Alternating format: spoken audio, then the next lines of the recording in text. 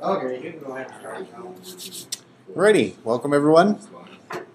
Today we've got mainly just some fun stuff. Hence the name. Fun with photos. First we're going to turn this into this.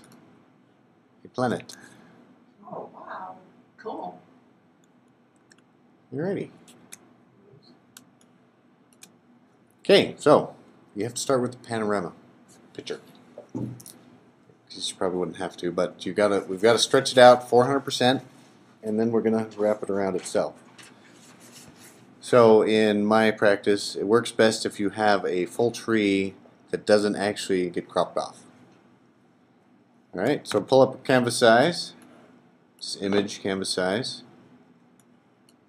and this picture is actually kind of gigantic. We'll shrink it down a bit.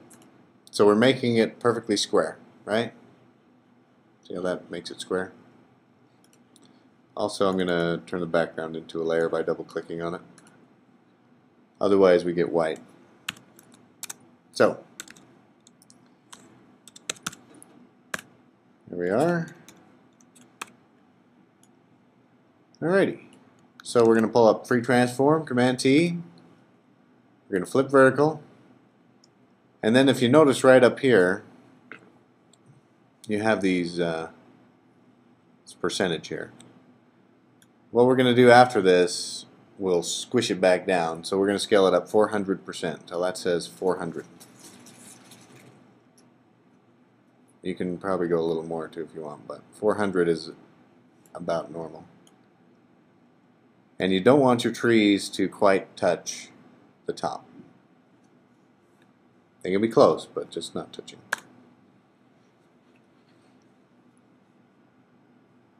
Alright, now, the next problem we have to overcome, see here's some filters you've never used in your whole life. We're going to use the offset filter,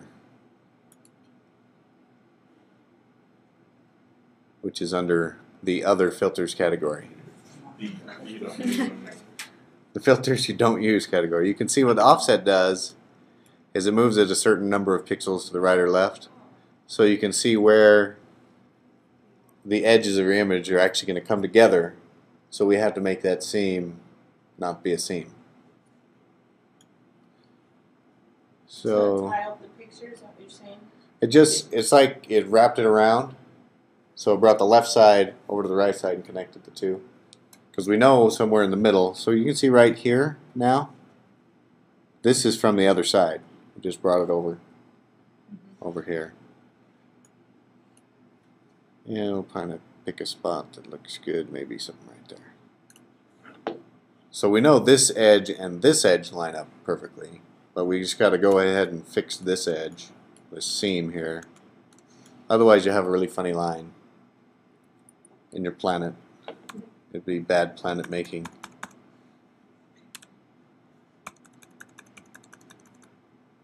And you don't want to be put on the bad planet maker list. So you can just clone it out or heal it out. Healing brush, clone stamp, patch tool, yep. Any of those.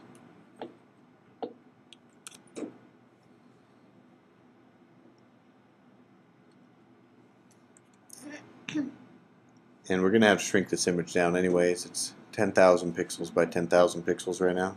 Wow, nice. So we'll shrink it down a bit, because I don't have enough RAM to actually run the next filter in this computer. So I've already tried it. Already broke it. There we go. Okay. Oops. And you'll notice on CS4 you have this wonderful preview when you're healing or cloning, whatever the case may be. There's a question. How do you get rid of the preview? It's not on mine, but it's on every other computer I go to. You don't like the preview? Okay, well Jared's weird. Don't turn it off. You Yeah. can turn it off on yours. Yeah. You can hold up the, Is it an easy thing or is it easy? yeah, it's under the, where's the palette? There's a cloning palette, clone source. You can turn it off in here. Show overlay. That's what I need to know. Just turn it back on. Turn it back on. Yes, I will turn it back on. I won't.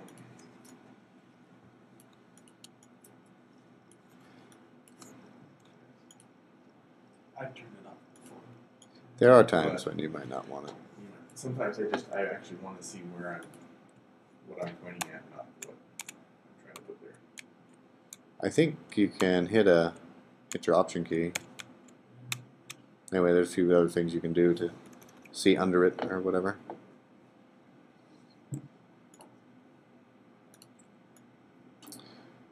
So we just make a happy little tree here. So you get the idea.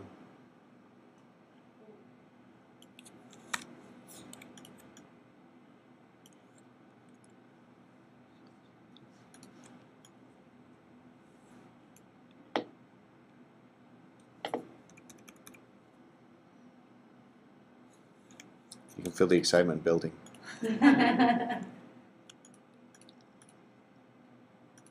Alright, well that's probably close enough. Okay, if you leave your layer as a layer, you'll get a transparent background. If you flatten it, you'll get whatever color this, I guess pointing at my screen doesn't work. Right along here, this color, this will become your background. So, it's up to you, whatever you want to do. Okay, the next filter is Distort Polar Coordinates. I used this filter the first time I went into Photoshop, and probably have never used it since. Click OK. It's under Distort Polar Coordinates, Wow. and there's your planet. Ooh, I know that, but I don't know if we can see what we're looking at. The trees are coming out, and that's a city down below. Yeah. If you go back, this was the farm fields, and there were some trees up here.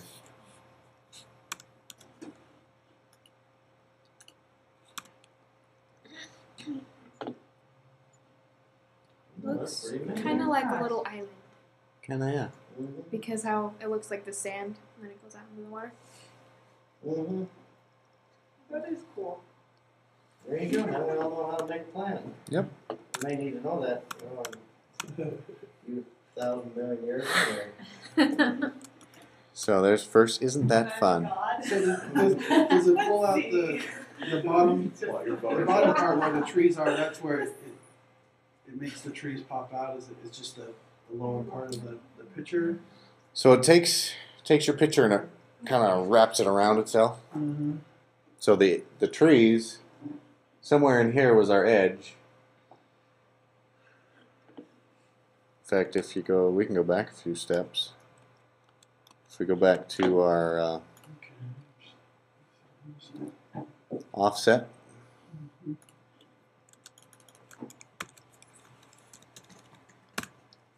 So we didn't fix, this is what it looks like if you don't fix your seam here. We'll do that. And it's a little easier to see what polar coordinates is actually doing.